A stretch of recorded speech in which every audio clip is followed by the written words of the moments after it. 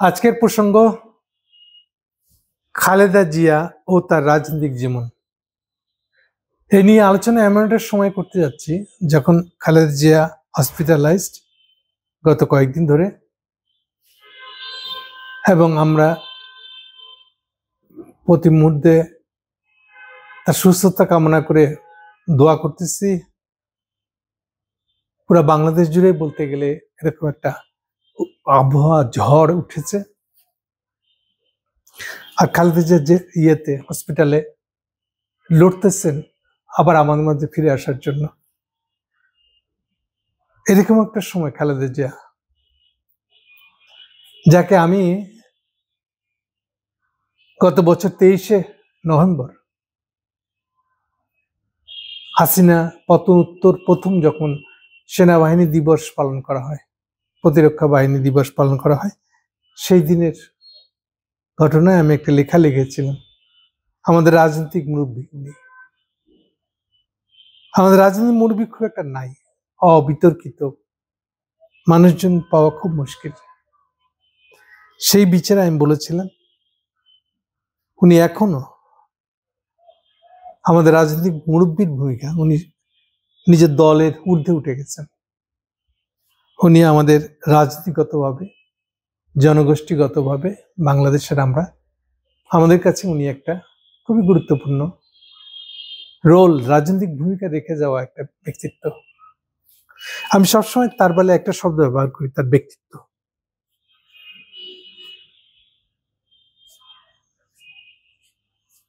এমনিতে একেবারেই সাদামাটা, আর 5টা গৃহবধূ যেমন হয় তেমনই আমাদের খালেদা জিয়া, কিন্তু তার ব্যক্তিত্ব তাকে আলাদা করে দিয়েছে। উনি নিজের ব্যক্তিত্ব যেভাবে দাঁড় করিয়েছেন, তা থেকে বোঝা যায় যে উনি যে এক্সপিরিয়েন্স হচ্ছে জীবনের, যে অভিজ্ঞতা, সে অভিজ্ঞতার ভিতরে একটা অন্তর্দৃষ্টি আছে, এটা অনেক সুদূর। সে কারণে উনি নিজেকে এমন ব্যক্তিত্ব সম্পন্ন একটা মানুষ বানাতে পারছেন। উনি পড়ালেখায় কত করছেন, উনি গৃহবধূ কিনা, এগুলো সবকিছুকে ছাপায় উনি অনেক উপরে উঠে গেছেন। এই কথাগুলো আমি সবসময় সব আলোচনাতে বলে আসছি, এখনো বলছি। প্রশ্ন করে উঠলো তো কথাটা শেষ করে নিয়ে আসলে আমার ব্যাখ্যা বা আমার ধারণাটা হলো এটা কেন হয়েছে এরকম। ওনার এই ব্যক্তিত্বটা এরকম হিসেবে হাজির হওয়ার পিছনে সবচেয়ে প্রধান কারণ বলে আমি মনে করি জিয়াউর রহমান, প্রেসিডেন্ট জিয়াউর রহমান। আমি এখানে খানিকটা জিয়াউর রহমান সম্পর্কে মূল্যায়ন করতে হবে আমাকে। আমি অনেক সময় অনেক লেখাতে লিখেছি বা বলেছি, আমাদের জিয়াউর রহমান যেমন আমাদের অ্যাডমিনিস্ট্রেশনের ভিতরে ইচ্ছা ছিল, এটা শেষ হয়ে গেছে বা এখনো কিছু কিছু হয়তো প্রভাব রয়েছে। সেটা হলো যে যেহেতু আমরা ব্রিটিশ কলোনি ছিলাম, ফলে ব্রিটিশদের প্রভাব আমাদের অ্যাডমিনিস্ট্রেশনের মন মেজাজে, যারা সরকারি চাকরি করেছেন তাদের মন মেজাজে গাঠনিক দিকে যে ছাপটা আছে, এই ছাপটা ব্রিটিশদের দেওয়া। এর ভালো দিক আছে, মন্দ দিকও আছে, ডেফিনেটলি থাকবে। শেষ বিচারে ব্রিটিশরা তো কলোনিয়াল মাস্টার আমাদের। কিন্তু সাধারণভাবে ভালো দিকগুলোর দিকে তাকিয়ে যদি কথা বলি, তাহলে জিয়াউর রহমান হলো সেই লোক যার কাছে মডেল হলো একটা ব্রিটিশ মিলিটারি। একটা ব্রিটিশ মিলিটারির আদর্শ জীবন যেমন, ঠিক যেমন সমতুল্য এই জীবনটা হলো আমাদের সর্বাধিনায়ক ওসমানীর মতো। ওসমানী এই লাইনটা ফলো করতেন। একটা ব্রিটিশ মিলিটারি যা হওয়া উচিত উনি সেই ধরনের লাইফ মেনটেন করতেন, বা অ্যাপিয়ারেন্স, পার্সোনালিটি, এসবগুলো তার ভিতরে দেখা যায়। ঠিক সেম জিনিসটা ছিল জিয়াউর রহমানের। আমি অনেক সময় অনেক আলোচনায় বলেছি, তাহেরের ফাঁসি হওয়ার পরে তাকে নিয়ে বা তার বক্তব্য নিয়ে অনেক লেখা ছাপা হয়েছিল, অনেক বইও ছাপা হয়েছে। তার কোন একটাতে দেখেছি আমি, একটা গল্প আছে এরকম যে সেটা বোধহয় 73 বা 74 সাল হবে। তারা দুজনেই ছিল সেক্টর কমান্ডার। কর্নেল তারেক জিয়ার বাসায় গেছে। আপনারা অনেকে জানেন কর্নেল তাহেরের 71-এর আগে সরবরাহ পার্টির সাথে সম্পর্ক ছিল, আর 71-এর যুদ্ধের ভিতর দিয়ে, যুদ্ধের পরে উনি সম্পর্ক রাখা শুরু করেন জাসদের সাথে। সেখান থেকে আস্তে আস্তে উনি জাসদের সমর্থক, কমিটির মেম্বার, বড় নেতা, এগুলো সবকিছু হয়েছে পরে। তো ওই সময়টা 73-74 সালের দিকে উনি একবার জিয়া রহমানের বাসায় যান দেখা করতে। ফ্রেন্ডশিপ তো পার্সোনালি ছিলই।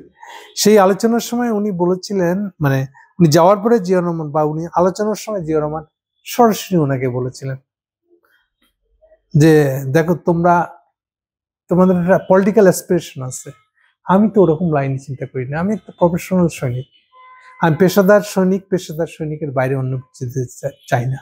মানে জিয়া রহমানের মনে হয়েছিল যে উনি তাকে এক ধরনের পলিটিক্যালি উদ্বুদ্ধ করতে চাচ্ছেন, পলিটিক্যাল পার্টি করার জন্য আগ্রহ দেখাচ্ছেন। এইটাকে উনি পরিষ্কার করে এভাবে রেসিস্ট করেছিলেন। ফলে এই কথার ভিতর দিয়ে এই জিনিসটা বোঝায় যে ওনার ব্রিটিশ মিলিটারির যে অ্যাটিচিউড, তারা তো কোনো পলিটিক্স করতে পারে না, হচ্ছে তার অ্যাটিচিউড।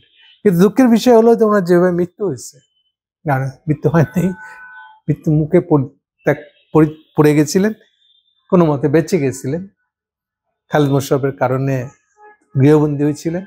সেখান থেকে যখন তাকে উদ্ধার করে আনা হয়, তখন উনি ফিল করেন যে অ্যাজ ইফ মৃত্যু মুখ থেকে বেঁচে আসছেন।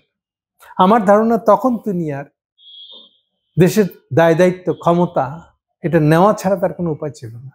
এই জন্যই তিনি সেই সময় 8 তারিখে প্রেসিডেন্ট মানে মার্শাল জারি করে প্রধান সামরিক আইন প্রশাসকের দায়িত্ব নিয়েছে। এই কথাগুলো বলছি আমি এই জন্য যে খালেদা জিয়ার ভিতরে যে পার্সোনালিটি তৈরি হয়েছে, যে কথা বলতেছিলাম, এটা তৈরি হওয়ার পিছনে জিয়া রহমানের যে অ্যাটিচিউড towards politics, towards army, towards দেশ, একটা দেশের প্রতি কি তার হওয়া উচিত, অ্যাটিচিউড হওয়া উচিত, এইটা উনি ওনার পাইছেন। মানে খালেদা জিয়ার কথা বলছি, উনি পাইছেন তারেক জিয়া রহমানের কাছ থেকে। জিয়া রহমানের যে ওরিয়েন্টেশনটা, যেভাবে সাজিয়েছেন, কিভাবে দেখতে হবে জিনিসটা, এইটা একজন মেজর জেনারেল ওয়াইফ হিসেবে খালেদা জিয়া একদম প্রতিটা পরতে পরতে রিয়েলাইজ করছেন যে একজন সৈনিকের স্ত্রী হিসেবে তার কেমন হওয়া উচিত অ্যাটিচিউড।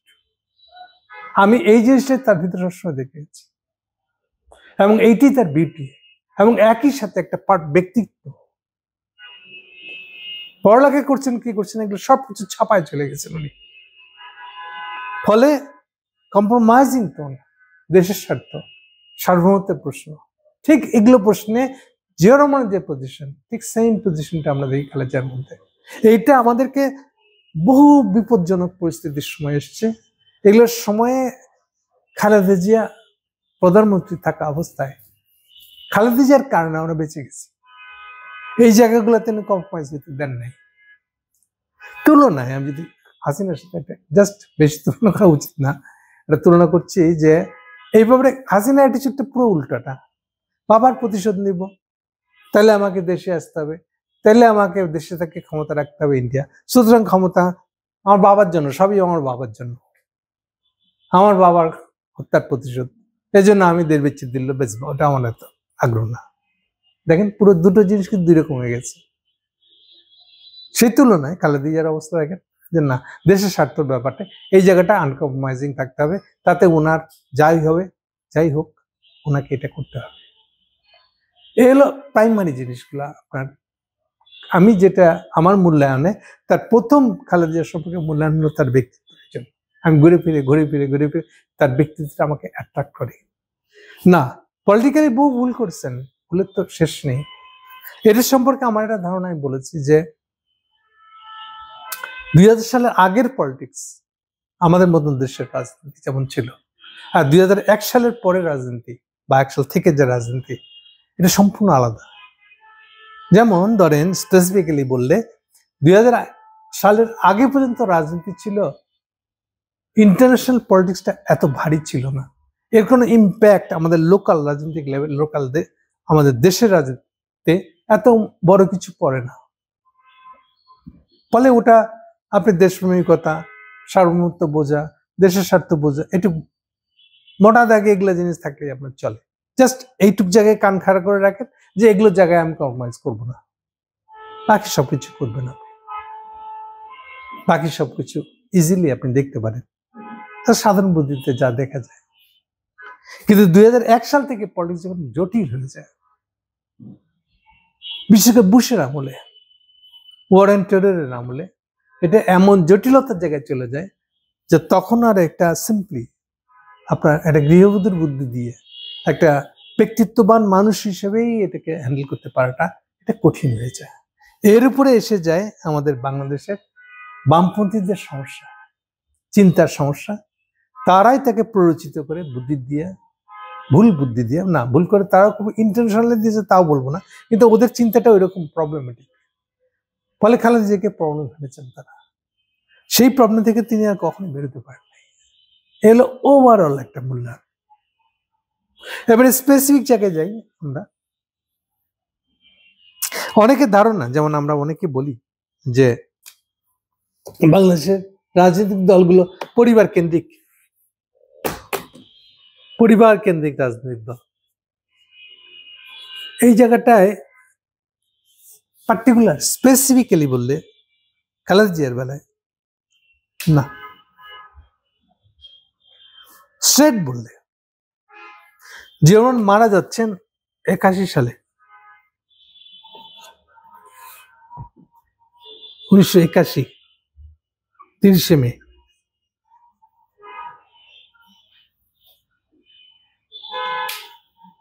আর খালেদা জিয়া পার্টির দায়িত্ব নিচ্ছেন 84 সালে। যার সময়টা খেয়াল করে দেখেন, এই যে টাইম ডিফারেন্সটা, এটা এনাফ বোঝানোর জন্য যে খালেদা জিয়া এসে বলেন নাই যে আমাকে তোমাদের পার্টিতে দিতে হবে, আমার সময় পার্টি ছিল, নেভার। আমি কোনো ফ্যাক্টস, সবচেয়ে তার চরমতম শত্রু এই কথা বলতে পারবো না।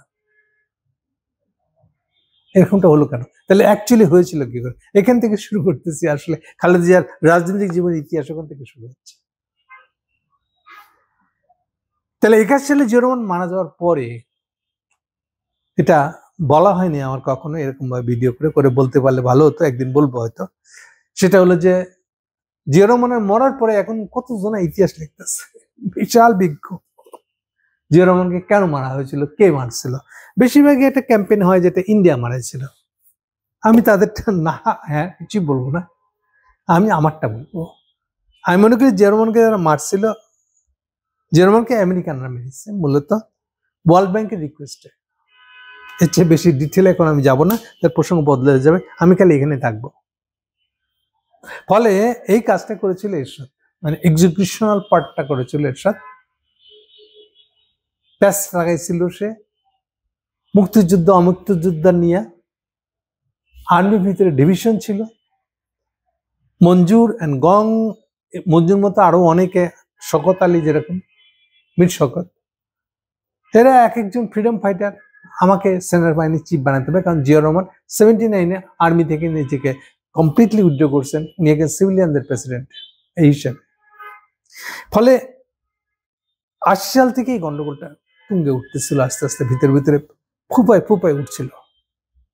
ঠিক যেমন দেখেন কেন এরশাদকে জিয়া উত্তর আর্মি চিফ বানানো হলো, এরশাদকে কেন? এইটার ভিতরে তো সব কাহিনী লুকায় আছে।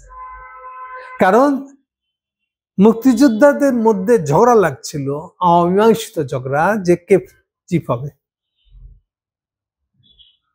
ফলে তারা কে কত উস্কায় জিয়া রহমানের বিরুদ্ধে হালাইতারে, যে আপনি অমুক্তিযোদ্ধাদেরকে মানে এরশাদকে প্রেসিডেন্ট বানাই আর্মি চিফ বানাইলেন কেন?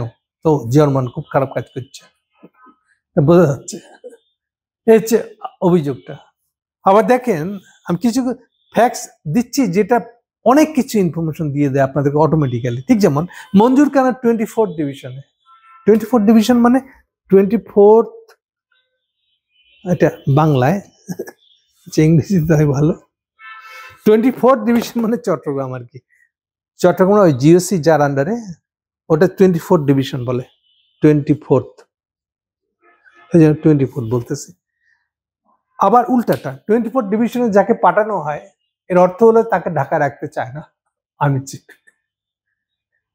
সো মঞ্জুর যখন 24th ইনচার্জ চিটাঙে, এর মানে হলো যে তাকে ঢাকা রাখতে চায় জিয়া রহমান।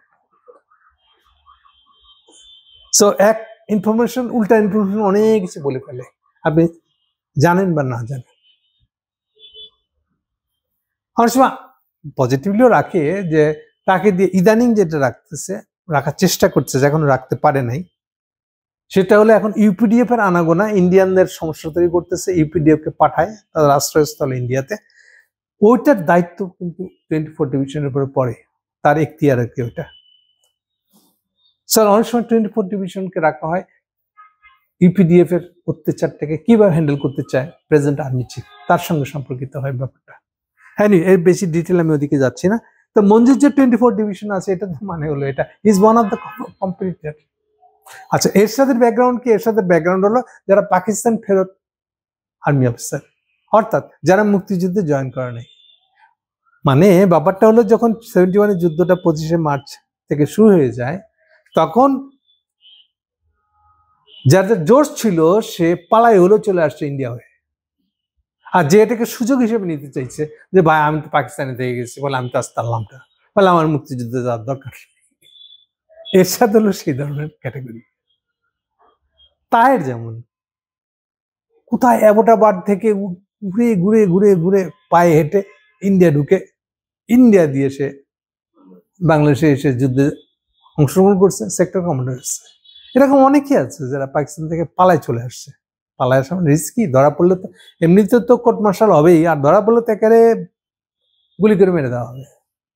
এনিওয়ে, আমি ডিটেলে যাচ্ছি না ওদিকার। সো এইসব দিক থেকে দেখলে পরে এই দিয়ে ঝগড়া কারণে মুক্তিযুদ্ধ অমুক্তিযুদ্ধ বিতর্কের কারণে, ইভেন সেই বিতর্ক জিয়া রহমান মারা যাওয়ার পরও কন্টিনিউ করেছে।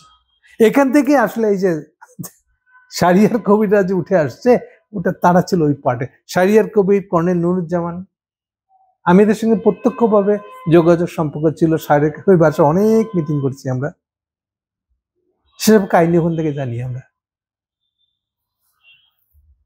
সবই আমি ডিটেলে যাচ্ছি না। তো ওই সময় ইভেন প্রেস ক্লাবের সামনে অনশন ধর্মঘট করা হয়েছিল, মুক্তিযোদ্ধা সেনাপ্রধান দিতে হবে। আর এটাকে ব্যবহার করে ওয়ার্ল্ড ব্যাংক আমেরিকাকে বলেছিল যে আপনারা জিয়া রহমানকে সরাই দেন। কেন দিয়েছিল না দিয়েছিল ওদিকে আমি এখন যাচ্ছি না, আরেকদিন এটা বলতে হবে এই প্রসঙ্গটাকে নিয়ে আলাদা করে। ওকে, তাহলে এরশাদকে কেন দেওয়া হলো? আর এইটার সুযোগে এরশাদ চিফ হয়ে গেল। এরশাদ চিফ হওয়ার পরে এইবার আমেরিকানরা যখন ধারণাটা এক্সিকিউট করতে যায়, তখন তার এরশাদকে দিয়ে করে। আর এরশাদ এই মুক্তিযোদ্ধা মুক্তি বিতর্কর ভিতরে তার বন্দুকের নলটা রেখে ফায়ার করছে জিয়া রহমানকে। আচ্ছা, মোটা দাগে বললে কাহিনীটা এই। ওকে, সেই জন্য জিয়া এরশাদ ওয়েট করতেছে, জিয়া রহমান মরছে, মরার পরে সেটা কভার করবে। প্রবলেম হয়ে গেল উল্টা, পলিটিক্যাল পার্টির প্রেশার ঠেলায় আবার প্রেসিডেন্ট ইলেকশন শুরু হয়ে গেল। সাত্তার আর কামাল হোসেন দুই দিক থেকে দাঁড়ালো। সাত্তার এক বিচারপতি, জিয়া রহমানের ক্যাবিনেটে বোধহয় ছিল না, দলের ছিল, সে প্রেসিডেন্ট ক্যান্ডিডেট হিসেবে দাঁড়ায় গেল কামাল হোসেনের বিরুদ্ধে, সভাপতি সে জিতলো। ফলে এইটার জন্য আবার 1-1.5 বছর খামোকা এরশাদকে বসে থাকতে হলো। পরে বাধ্য হয়ে ইয়েকে সরাই ফেলে বাই ফোর্স মার্শাল ল জারি করে এরশাদকে টেক ওভার করতে হয়েছিল 82 সালে। দেখেন, 81 সালে জিয়া রহমান মরছে, 82 সালের ফেব্রুয়ারিতে এরশাদ টেক ওভার করতেছে। তাহলে জিয়া রহমান মরলেও এরশাদ নিতে পারতেছে না, এত জটিল ছিল জিনিসটা। কিন্তু খেয়াল করেন, এই পুরো ঘটনাবলীর মধ্যে খালেদা জিয়া নাই, উনি অ্যাবসেন্ট। এরপরে 81-তে গেছে, 82 শেষের দিকে, অক্টোবর নভেম্বরের দিকে এইবার স্টুডেন্ট জাগতেছে তার বিরুদ্ধে। রাজনীতি কিন্তু বন্ধ, কমপ্লিটলি বন্ধ। আমি আগে এক সময় কোন সময় বলেছিলাম এটা, যে এমন বন্ধ ছিল এটা, আপনি যদি ঘরে বসে একটা ছাত্র সংগঠনের মিটিং করেন, ওটাও ডিবির লোক এসে জানতে পেরে যে আপনাকে হুমকি দিবে, শাসায় চলে যাচ্ছে, এমন একটা অবস্থা। আপনার কলা ভবনের ফ্লোরে মিছিল করতে গেলে আপনাকে একেবারে গ্রেপ্তার, হঠাৎ করে দেখবেন যে সাদা পোশাকের ডিবি এসবি এসে আর জাপটা দিয়ে উঠে নিয়ে চলে গেল। এইগুলা ভাঙতে ভাঙতে ভাঙতে যখন আমরা একটা পর্যায়ে পুলিশকে বাধ্য করলাম যে ঢাকা ইউনিভার্সিটির ক্যাম্পাসের ভিতরে যেন তারা না আসে, এই কম্প্রোমাইজে গেল তারা। এইগুলা করতে করতে আমাদের পুরা 82 সালে শেষ চলে গেছে। 82 সালে 11ই জানুয়ারি, 82 কিন্তু 82 সালে 11ই জানুয়ারি প্রথম ক্যাম্পাসে ছেড়ে বাইরে বেরোনোর চেষ্টা করা হচ্ছে। আবার বলছি, খালেদা কিন্তু তখনও নাই, রাজনীতিতে নাই, উনি কেউ না। এরপরে এটা ফেল করে দেয়, ফয়েল করে দেয় কামাল হোসেন এরশাদের কি করে, উনি কেন করছিলেন সেটাও ওই দিন বলবো, যেদিন কেন জিয়া রহমানকে মারা হয়েছিল সে কাহিনী যেদিন বলবো। ওকে, পরে 11 জনে ফেল হওয়ার পরে নেক্সট ডেট দেওয়া হয়, বাইরে বেরোবো আমরা এরশাদের বিরুদ্ধে। উসিলা হলো শিক্ষা ভবন ঘেরাও করবো, এটা ছিল 14 ফেব্রুয়ারি।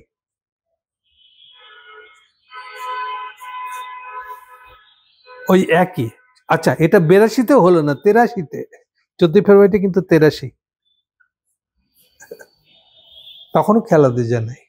এই প্রথম 14 ফেব্রুয়ারি মানে বাড়ি বেরোবে, দুপুর 3টা বাজতে বাজতে শহর আউলা যায়। আর্মি বাধ্য হয়ে দুপুর 3টা থেকে কার্ফিউ দিয়ে দেয়। বুঝতে পারেন শহর ভেঙে পড়ছে, তারা আমাদের কন্ট্রোল করতে পারে নাই। মরতে মরতে বাঁচছি 14 ফেব্রুয়ারি। ওই সেই দিনের কথা বলি যে তখন তো হাসিনা এসে গেছে, তখনও শিফনের শাড়ি উনিও পরেন, নীল রঙের শিফনের শাড়ি পরা, হিল লাগানো জুতা পরে, খালি হাসিনা আসছিল লাশ দেখতে। সেই 14 ফেব্রুয়ারি দিন এটা। তারপর তো 3টার সময় কার্ফিউ দিয়ে দিল, লাস্ট আর উড়াই নিয়ে চলে গেল। মেলা কাহিনী এইসব দিকে আছে, আরো আগাই দেখেন 81, 82, 83, এবার আসেন 84। এইবার 84-তে ওই 14 ফেব্রুয়ারির প্রথম বার্ষিকী, 84 14 ফেব্রুয়ারি এই দিন ঘটলো একটা ঘটনা। তার আগে থেকে ঘটছিল, বিশেষ করে ছাত্রদল তো তখনও ভাই একটা সরকারি দল ছিল 2 দিন আগেও, ফেললাম না, তাদের সংগঠন যথেষ্ট বড়। আর ছাত্র দলের তখনকার ঝান্ডা ধরে আছে নির্বাধ। সেই সময় ছাত্র দলের প্রেসিডেন্ট ছিল, আমি এখন নাম বলে গেছি, ছেলেটা আগে সর্বপার্টি করতো। আর তখনকার দিনের সর্বপার্টি মানে বুঝছেন অনেক অ্যাক্টিভলি করতো যারা। আপনারা জানেন যে ছাত্র দলে বা বিএনপির ভিতরে একটা বড় অংশ ছিল জাতীয় ছাত্র দল। জাতীয় ছাত্রদল মানে হলো চাইনিজপন্থী কমিউনিস্টদের তোহা ফ্যাকশনের আরেকটা ফ্যাকশন হলো হক সাহেব, আব্দুল হক, যশোর বেসড, বা ওই এলাকাটা মানে একেবারে যশোর খুলনা থেকে আপ টু একদম পাটুরিয়ার ঘাট পর্যন্ত বলতে যতটা বোঝায়, এই জায়গায় সবচেয়ে বেশি প্রভাবময়, পাবনাতে অনেক বেশি। তাহলে পাবনা থেকে একেবারে খুলনা, সাতক্ষীরা ওইসব দিকে, এটা হলো এদের প্রভাবটা ছিল বেশি এসব এলাকায়। তো কেন ওর কথাটা আনলা? আচ্ছা, ফলে ছাত্রদল যখন হয়, জিয়া রহমানের ছাত্রদল যখন হয়, তখন জাতি ওর সংগঠনের নাম ছিল, ছাত্র সংগঠনের নাম ছিল জাতীয় ছাত্রদল, ঠিক আছে? ফলে জাতীয় ছাত্রদল থেকে অনেকেই আসছিল জাতীয়তাবাদী ছাত্রদলে। জাতীয় থেকে জাতীয়তাবাদী লাগাই দিলে কিন্তু নাম একই হয়ে যায়। এই যে দুদু জাতীয় ছাত্রদলের নেতা ছিল, এরকম অনেকে ছিল জাতীয় ছাত্র দলের নেতা। আবার জাতীয় ছাত্র দলের ভিতরে অনেকে আবার যারা সরবারি করতো, এরকম ছিল। তো ছেলে ছিল আসলে সরবারি করা ছেলে, জাতীয় ছাত্র দলের প্রেসিডেন্ট হয়ে গেছে। এই ছেলে ছিল ভীষণ অ্যাগ্রেসিভ। ও যখন দেখছে যে ওদেরকে বাদ দিয়ে প্যারালালি একটা ছাত্র সংগ্রাম পরিষদ দাঁড়ায় গেছে, বিএনপির ভিতরে নাই, কারণ বিএনপি দলই নেই, মূল দলের তো খবর নেই। সো যখন ছাত্র সংগ্রাম পরিষদ হয়ে গেছে ওদেরকে বাদ দিয়ে, তখন তার নেতৃত্বে ছাত্র দল হিউজ প্রেশার ক্রিয়েট করে বিএনপির উপরে। এত প্রেশার ক্রিয়েট করে বদরুদ্দোজা চৌধুরী তখন সেক্রেটারি সম্ভবত, তার বাসায় গিয়ে হই হাঙ্গামা, ভাঙচুর, ছোটখাটো। আপনাদের বিরোধ ফিরোধ, মানে সমস্যাটা কি? সমস্যা হলো এই নেতার সাথে ওই নেতার সম্পর্ক নাই। ওই নেতা ও নেতাকে বলে তুমি এরশাদের সাথে সম্পর্কিত, তুমি দেশ দল চাইতেছ না। এর পরস্পর পরস্পর অভিযোগ দিয়ে ক্যাচাল লেগে কেউ অ্যাক্টিভ না, হচ্ছে মূল ঝামেলাটা। তো এইবার ছাত্রদল প্রেশার দিতে লাগলো যে আপনারা এইসব মিটান, জলদি এটা শেষ করে পার্টি রেডি করেন। 84 সাল হয়ে গেছে, এখনো কিছু করেন না। আমরা কি করবো? একা ইউনিভার্সিটি শিখতে পারবো? ওদিকে তো সব নিয়ে যাচ্ছে ছাত্র সংগ্রাম পরিষদ, আওয়ামী লীগ আর বামপন্থী দলগুলা মিলে এটা বানাইছে। এটা তো আমাদেরকে বাদ দিয়ে বানাইছে। এই প্রেশার ঠেলায় 84 14 ফেব্রুয়ারিতে ছাত্রদলের একটা মিছিল, এই প্রথম তাদের অর্গানাইজ মিছিল, কিন্তু যেরকম মারা যাওয়ার পরে, বা সরি এরশাদ ক্ষমতা আসার পরে বলতে গেলে আসলে এইবার তারা অর্গানাইজ করে এইটা প্রেশারটা ক্রিয়েট করে। ফলে এই 14 ফেব্রুয়ারিকে কেন্দ্র করে এইবার বিএনপি নেতারা যায় খালেদা জিয়ার কাছে যে ম্যাডাম, এখন আপনি যদি একটু দয়া করে আমাদের দলে আসেন, তাহলে আমাদের এই কেসালগুলা আপনার আন্ডারে থেকে আমরা মিটমাট করে এক জায়গায় থাকতে পারবো, তাহলে পার্টিটা আবার চাঙ্গা হইতে পারে। সো আপনি হলেন আমাদের এক জায়গায় থাকার, জোড়া লাগাই দেওয়ার মূল ব্যক্তিত্ব। খেয়াল করে দেখেন, খালেদা জিয়া নিজে আসে নাই। খালেদা জিয়ার নাম ওই কামাল হোসেনের মতন চিরকুট পাঠায় হাসিনার নাম প্রপোজ করে দিচ্ছে প্রেসিডেন্ট হিসেবে, হাসিনা প্রেসিডেন্ট হয়ে গেছে, এরকম না। এটা সম্পূর্ণ আলাদা। এটা খালেদা প্রশ্নে আসে, এগুলো ধারে কাছে নাই। তাও কবে? 84 সাল। তাহলে যে দেখেন 80 সাল 81 সালে মারা যাচ্ছে জিয়া রহমান, 81, 82, 83, 84তে এসে এবার খালেদা জিয়া পলিটিক্স অ্যাক্টিভ হচ্ছে। এইবার দেখেন প্যারালালি একদিকে 15 দল মানে ভিতরে 5 দল আছে বামপন্থীদের, আর প্যারালালি এদিকে খালেদা জিয়ার নেতৃত্বে 7 দল। এই 15 দলের 7 দল মিলিত প্রোগ্রাম শুরু হচ্ছে। খালেদা জিয়া অ্যাক্টিভ হয়ে উঠতেছে রাজনীতি, দেখতে খুবই সুন্দর। যেখানে দাঁড়ায় মনে করে যে উড়ি বাবার এ থেকে পড়ি, উনি পায়ে হেঁটে মিছিল করতেছে, এ তো ভাই সাংঘাতিক। আর আপনি বিএনপিকে আগে যেভাবে বামপন্থীরা দেখতো, এগুলো কি, এগুলো আর্মির লোক, আমেরিকানদের ডানপন্থী, এইটা এখন বলাটা কমে গেল, আপনাকে শ্রদ্ধা করে কথা বলতে হচ্ছে। প্লাস সেই সময় ওই যে এক সাংবাদিক ছিল যে 15 দল 7 দলকে একসাথে ধরে রাখার একটা ম্যাচ মেকার হিসেবে ভূমিকা রাখছিলাম, নাম ভুলে গেছি এখন, পরে মনে পড়বে। এনিওয়ে, তো ফলে এগুলো একটা ব্যাপার ছিল। ফলে খালেদা জিয়ার রাজনীতি শুরু হচ্ছে 84 সাল থেকে। এক্স্যাক্টলি বলে এই কথাটা বলার জন্য এই পিছনে ব্যাকগ্রাউন্ডটা আপনাকে জানাই দিলাম, আমি জানা রাখলাম। সো এরপরে খালেদা জিয়া যখন আসছে মাঠের রাস্তার আন্দোলন করতে, এই তো সহজ জিনিস না। বিএনপি চাঙ্গা হয়ে উঠতেছে, ছাত্রদল চাঙ্গা হয়ে উঠতেছে। পরবর্তীকালে ওই ছাত্রদলের নেতা কিন্তু আবার ছাত্রদলে থাকে নাই, এরশাদের পাল্লায় পড়ে অস্ট্রেলিয়া চলে যায়। অস্ট্রেলিয়া বাংলাদেশ এম্বাসিতে কোথাও একটা কাজ নিয়েছিল, এরকম কিছু যতটুকু শুনি। বিয়ে করেছিল বিএনপি গিয়ে এক নেতার ছোট বোনকে, এইভাবে তারা পালিয়ে গেছিল বাংলাদেশ। ওই পার্ট শেষ, এখন আসল দিকে যাই। এই খালেদা জিয়ার যুগ শুরু হচ্ছে। এরপরে প্রথম তার সদম্ভ ডিসিশন এবং পদক্ষেপ হিসেবে বলা হয় 86 ইলেকশনটা। কেন? এইবার একটু কামাল হোসেনের রোলটা বলতেই হচ্ছে। অ্যাকচুয়ালি কামাল হোসেন জানতেন যে জিয়া রহমানকে মেরে ফেলা হচ্ছে, এইটা জেনেই উনি শেখ হাসিনাকে তাগিদ দেন, যেভাবে হোক তোমাকে দ্রুত আসতে হবে 30 তারিখের আগে। জিয়া রহমান মারা যাচ্ছে 30 তারিখে, খুন হচ্ছেন। আর এই কারণে শেখ হাসিনা দেশে ল্যান্ড করেছিলেন 17ই মে, 13 দিন আগে। কেন? যেহেতু ওয়ার্ল্ড ব্যাংক মেরে ফেলতেছে। কামাল হোসেনের পজিশন ছিল যে তোমরা যদি মার্শাল জারি করবা, বেটার তোমরা যদি ইলেকশন দিয়ে দাও, তাহলে তোমরা যেই সংস্কারের জন্য জিয়া রহমানকে মারলা, ওইটা তোমরা যা বলবো আমরা তাই করে দেবো।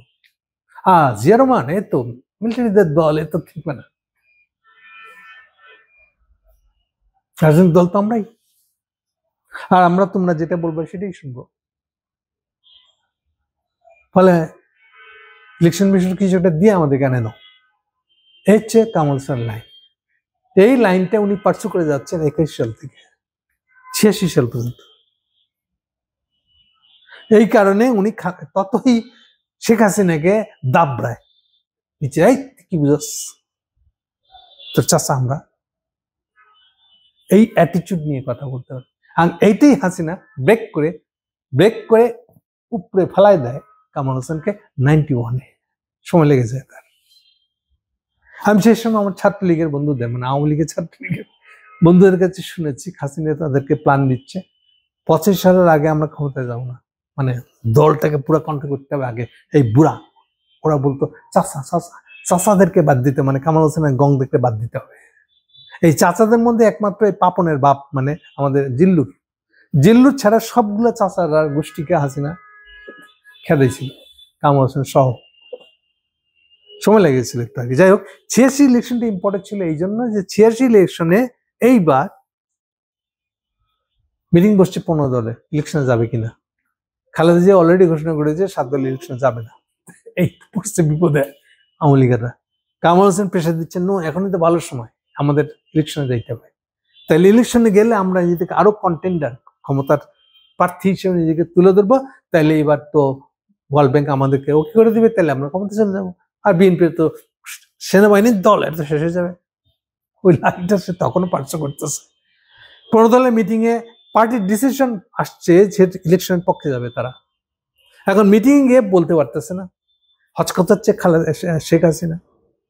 কামাল হোসেন ধমকায় ওনার হাত থেকে কাগজটা ছিঁড়ে নিয়ে পার্টির সিদ্ধান্ত পড়েন বুঝলে, হাত থেকে কাগজটা কেড়ে নিজে পড়া শুরু করছে। এইভাবে সিদ্ধান্ত হয়, ইলেকশনও হয়। একা ইলেকশনে গিয়ে এরপর তো ইউনিভার্সিটি ঢুকতে পারে না, আওয়ামী লীগ ঢুকতে পারে না, ছাত্রলীগ ঢুকতে পারে না, কেউ ঢুকতে পারে না।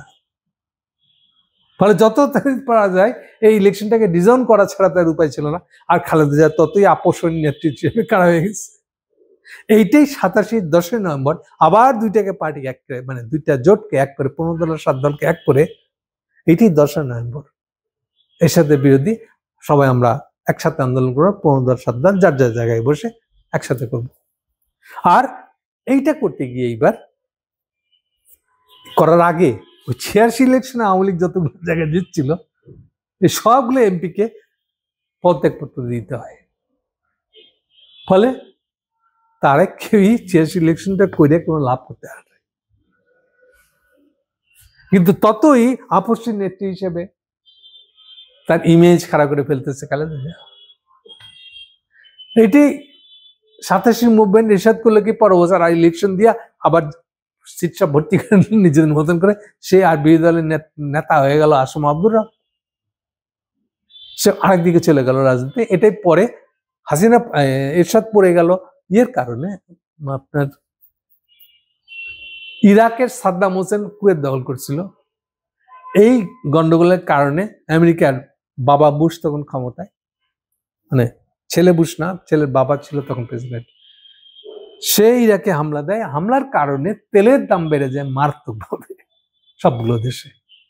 আর তো ওইটাই সুবিধা করে বিরোধী দলকে যে তাহলে আমরা এখন উস্কানি দিব, মানুষ খেপা। ইভেন এমনও হয়েছে, আমি তখনও বুয়েটে ফ্লোরে ফ্লোরে মিছিল হচ্ছে, দেখে মনে হচ্ছে পাগলা। সাদ্দাম বলে স্লোগান দিচ্ছে, আর প্রলাপান তার পিছনে পিছনে হাঁটতেছে, সেও সাদ্দাম বলে স্লোগান দিচ্ছে। অ্যাপলিটিক্যাল, মানে অ্যাজ সাচ বাংলাদেশের রাজনীতির সাথে কোনো সম্পর্কিত বিষয় না, কিন্তু সে সাদ্দামের পক্ষে, এই বলে সে মিছিল করতেছে। এরকম একটা পরিস্থিতি ছিল এখানে। তাই এই জন্য এরশাদকে সরে যেতে হয়, ইলেকশন দিয়ে দেয়। এটা 91 ইলেকশন। 91 খালেদা জিয়া প্রথম প্রধানমন্ত্রী হন।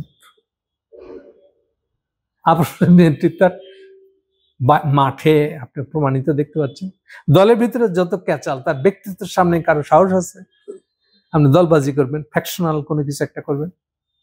আস্তে আস্তে উনি আবার দলের মধ্যে সেন্ট্রাল পজিশন নিয়ে বলছে, কমান্ডিং জায়গায় চলে যাচ্ছেন উনি আসলে। তো খালেদা জিয়ার উত্থানটা দেখেন আপনি কিভাবে হচ্ছে আর কি। সেই হচ্ছে 91 ক্রস করতেছে উনি, 91 থেকে 96 95 এবারে গেল।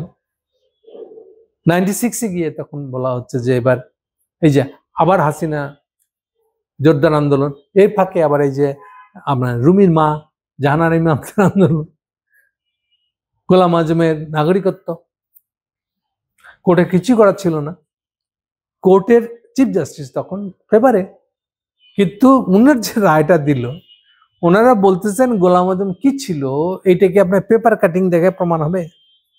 পেপার কাটিং আদালতে প্রমাণ হিসাবে গ্রহণযোগ্য না।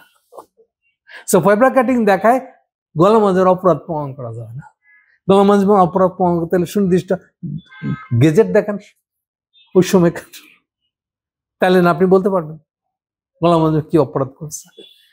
তো যেহেতু এগুলো প্রমাণই করা যায় নাই, ফলে তখনকার যে চিফ জাস্টিস অবলীলায় নাগরিকত্ব ফেরত দিতে গোলাম আজমের।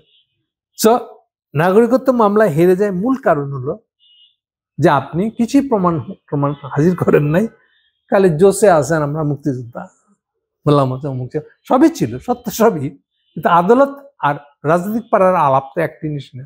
রাজনৈতিক পাড়া অনেক কিছু আমাকে প্রমাণ দিতে হয় না, বললে হয়, মানুষের আলাদা আলাদা স্মৃতিতে আছে ওটা, কিন্তু আদালতে জিনিসটা নিয়ে গেলে তারপর এক্সাক্ট প্রমাণ চাই মানুষ, এই কারণে ওদের আদালতে স্টাবলিশ করা যায় না। এবং সেই লোকের অনেক বই লেখা আছে চিফ জাস্টিসের, প্রগতিশীল লোক, কিন্তু ওনাকে দিয়ে রায় বের করা যায় না, কারণ উনি বলতেছেন বারে বারে আমাদের সাক্ষ্য আইনে অনুযায়ী এই পেপার কাটিং তো ইয়ে না, কারণ ওনার আর্গুমেন্টটা দিচ্ছে যে পেপার কাটিং অনেক সময় অনেক খবর ছাপতে হয় কোনোটা পক্ষের খবর হিসেবে, তা আপনি 50 বছর পরে এখন বলতে ওইটাকে যদি প্রমাণ হিসেবে আনেন হবে, এটা তো একটা স্কুপ পাওয়া গেল, কিন্তু এক্স্যাক্টলি জিনিসটা কি সেটা খুঁজতে গেলে আরো ডিটেল কোথাও যেতে হবে, কোনো ডকুমেন্ট লাগবে আপনার। তো এগুলো দেখাতে পারে না দেখে রায়টা হয়নি তাদের বিরুদ্ধে। এরপরে এই যে এই আসিফ নজরুলদের অত্যাচারে তারাই তখন এই আন্দোলনটা করে, হাসিনা গোলাম আজমের সাথে নিয়ে আন্দোলন করে, তত্ত্বাবধায়ক সরকার দিতে হবে। এই আন্দোলনটা শুরু হলে পরে এই জন্য ওই ইলেকশনটা হয়েছিল 96 15 ফেব্রুয়ারি। 15 ফেব্রুয়ারি ইলেকশন হয়ে সংসদ বর্ষায় এই সংসদের তত্ত্বাবধায়ক সরকার আইনটা পাশ করে এইবার সংসদ ভেঙে দিয়ে এবার ইলেকশনে যায় খালেদা জিয়া। ঠিক আছে, অনেকে এটার উল্টাপাল্টা ব্যাখ্যা দেয়, মানে আপনি যদি সংসদ না বসে তাহলে আইনটা মানাতে পারছেন না। সো উনি এইভাবে কাজটা করছিলেন, কিন্তু পরবর্তীকালে ওইটাই 96-এ আবার 96 ওই ইলেকশনটা জুন মাসে, খেয়াল করেন একই বছরে দুইটা ইলেকশন ছিল, একটা ফেব্রুয়ারিতে একটা জুন মাসে। জুন মাসে বোধহয় ওটাও 12ই জুন আমার যতটুকু মনে পড়ে। তো তখনও আমি বলেছিলাম, আমি কিন্তু বলছিলাম যে হাসিনা জিতবে, সত্যি সত্যি হাসিনাই জিতছিল, 96 সালে এই প্রথম সে ক্ষমতায় আসে। এইটাই 2000 সাল পর্যন্ত যায়, 2000 শেষের দিকে হাসিনা শেষ হয়ে যায়, খালেদা জিয়া আবার উঠে আসে 2001 সালে প্রধানমন্ত্রী হিসাবে।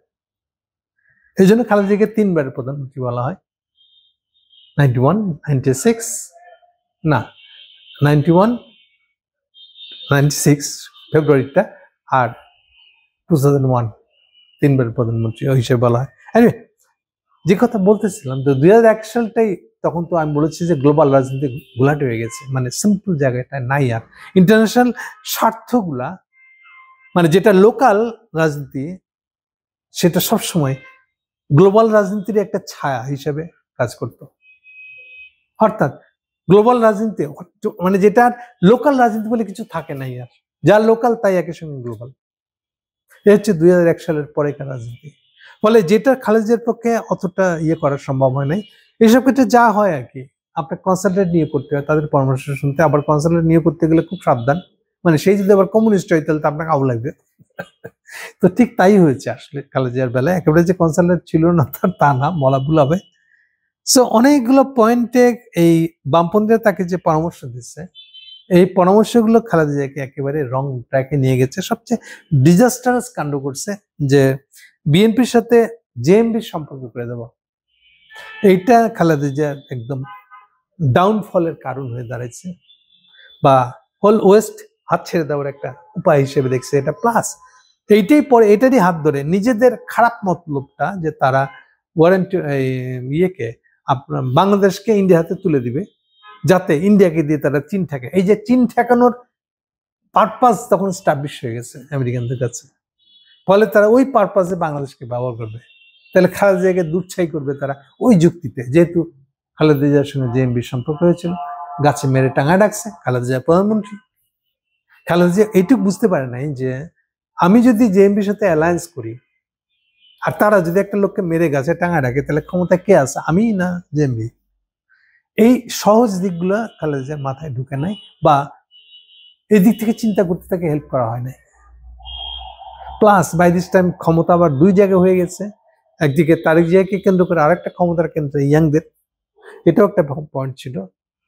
একটা পয়েন্ট বললাম যে সে সময় ইসলামিস্ট রাজনীতি উঠে আসার সময়, কারণ খেয়াল রাখতে হবে যারা আফগানিস্তানের যুদ্ধে গেছিল তারা ফেরত আসা শুরু করে কিন্তু 96, আর তাদের এক্সপ্রেশন শুরু হয়েছে 2001 সালের পরে, মানে বাইরে প্রকাশটা শুরু হয়েছে।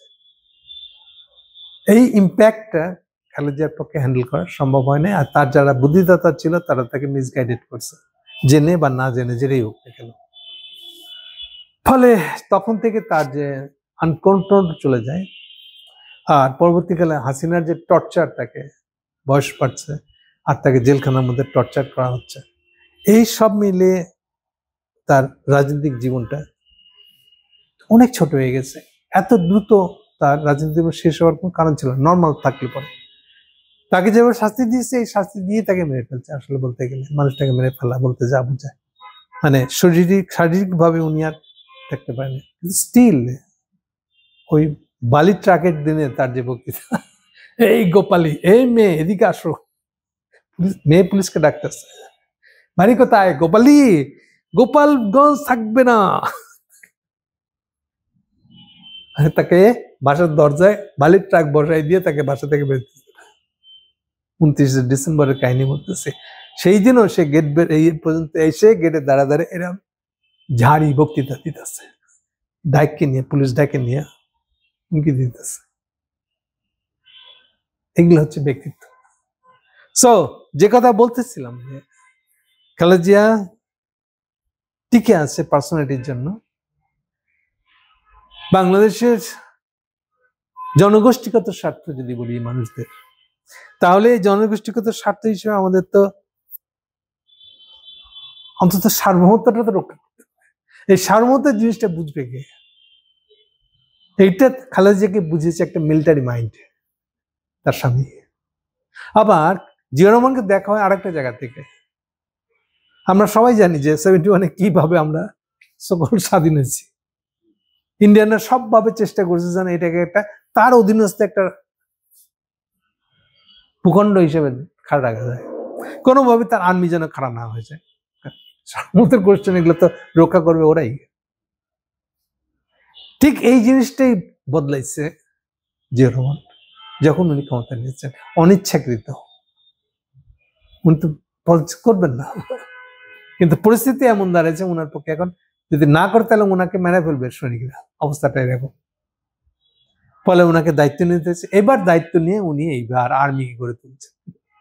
এই জন্য army institution, army as a institution, এইটাই যে সার্বভৌমত্ব বুঝে ব্যাকগ্রাউন্ডে মাথার ভিতরে আছে, রাষ্ট্র সার্বভৌমত্ব মিলিটারি চোখ দিয়ে দেখা, এইটা উনি বুঝেছিলেন বলে দেখেন আর্মিকে যত কিছু আজকে যা আছে দেখেন, আর্মির স্ট্রাকচারটা যেরকম, এই পুরোটা জিয়া রহমানের দেওয়া।